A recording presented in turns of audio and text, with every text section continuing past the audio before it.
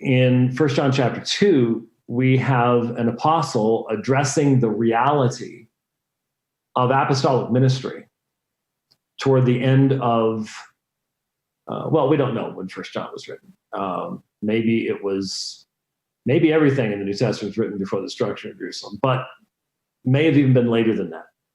But whatever the time frame is, there is a rise in false teachers who are seeking to draw disciples away after themselves and to fundamentally alter the form of the faith. They're denying that Jesus Christ came in the flesh. They're denying the Son, so they don't have the Father either. And they're claiming apostolic authority, and it's a challenging period of time. And as a result, some people are leaving what would be called the Orthodox Church and following these false teachers. And so John addresses this, and you know the text, beginning verse 18. Little children, it is the last hour. And just as you heard that Antichrist is coming, even now many Antichrists have arisen. And by this we know that it is the last hour. And so, won't go into this discussion, but if your definition of Antichrist comes more from Hal Lindsey than it does from the New Testament, that'll probably cause you problems. You'll notice that there is a singular usage, that Antichrist will come, and now many Antichrists have arisen. Singular and plural forms used in one verse. And whoever this Antichrist is, especially the plural form, they went out from us. So the Antichrists, those who are opposing the message of Christ, the Antichrists went out from us, but they were not of us. It literally says, from us they went out, but they were not from us. It's the exact same Greek phrase. For if they had been from us, they would have abided or remained with us, but in order that it might be manifest that they were not all of us, this is why they went out. This is why they went out.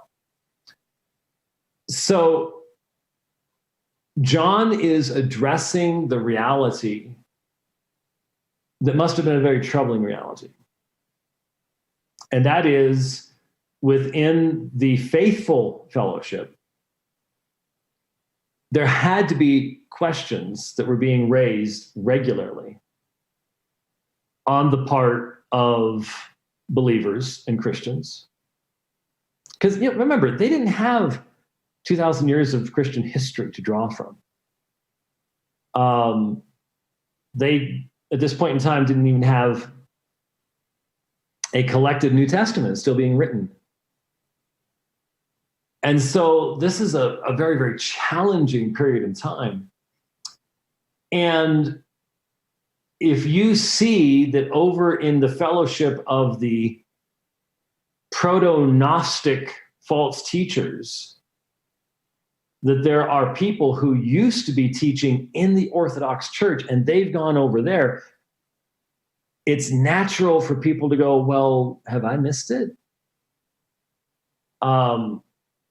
These people were once with us and now they're over there. What's going on? And when we see people who were once in our midst, now denying the faith, now bowing the knee to Caesar in whatever different way that might manifest itself, the temptation is for us to be very, very unsettled by this. No question about it. So we need to understand when John says they went out from us, but they were not really of us, that what he's saying is that in this period of time, we need to recognize the distinction, the appropriate distinction between what would be called the external church, the visible church, and the true church, the true followers of Christ. We cannot always know someone's heart. And though someone like an apostle might be given special insight, like Peter was, to understand what Ananias was doing, that's not the normative experience. And if it was a normative experience, I don't think Jesus would have given us Matthew chapter 13 and the parable of the soils, because, well, you're going to know who's the true believer and who isn't anyway, so why am I bothering with this? You already know that. No, we don't know that. And Jesus knows that we don't know that. And therefore, there needs to be some mechanism whereby we can, in some meaningful fashion, deal with the disappointment that comes when we experience apostasy of people around us. And so John's message is, yeah, they did go out from us, but they were never really of us, which means absolutely, I do not know how you can make heads or tails of this text unless you recognize that there is a reality that every generation of believers in the church must face, and that is, sometimes there are people who look like us and talk like us, and they were part of the fellowship, and then they leave. And leaving can be a religious leaving. It was here. These are Antichrist. These are people that are going out and are now opposing Christ. They have adopted beliefs that are fundamentally opposed to the truth of who Jesus Christ was, what he did, what he accomplished. And we see it. We actually see it happening. And that's not the same thing as some of the soils, where it's worldly concerns, it's wealth, or it's persecution, it's affliction, and this results in their leaving. Here it is deception, which is why you have so much warning against deception in the pages of Scripture. And so he functions on the basis of a church that is made up of professing believers, but a recognition that there can be false professors. That's one of the reasons why the anti-lordship, cheap grace movement is such a disgrace, really, is that it doesn't even allow for that. And yet it's fundamental to John's understanding. For he says, for if they had been of us, they would have remained with us. So endurance. I don't know if when I was 20 that I could have really appreciated fully the Apostle John's insight here. Because we don't think much about endurance because it seems like it's just so far down the road to where it could be measurable in any way.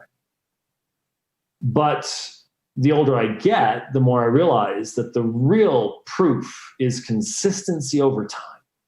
It's consistency over time. He who endures to the end shall be saved. It is not my enduring that saves me, but the faith that Christ grants to his people is an enduring faith. And so if they had been of us, they would have remained with us.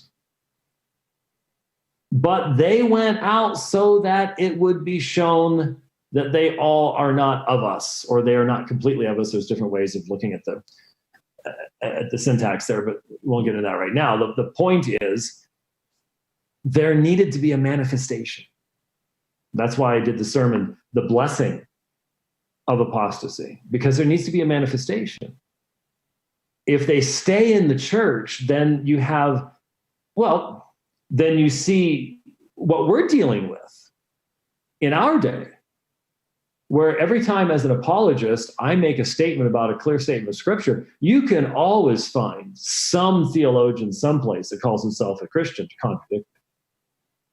I mean, it doesn't matter how basic an assertion. You can always find someone who calls himself a Christian who will say, well, no, not necessarily. Doesn't have to be that way, blah, blah, blah, blah, blah. And that is a challenging thing to have to deal with on a regular basis. There's no question about it. And so it's a blessing that in the apostolic context, there was a manifestation. They went out from us.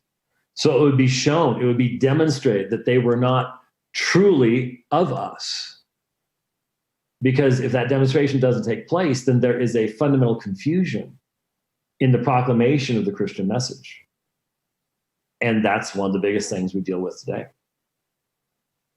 It would be a great blessing if the false teachers would go out from us and just be open in their apostasy and their rejection of the Christian faith. That'd be a great blessing.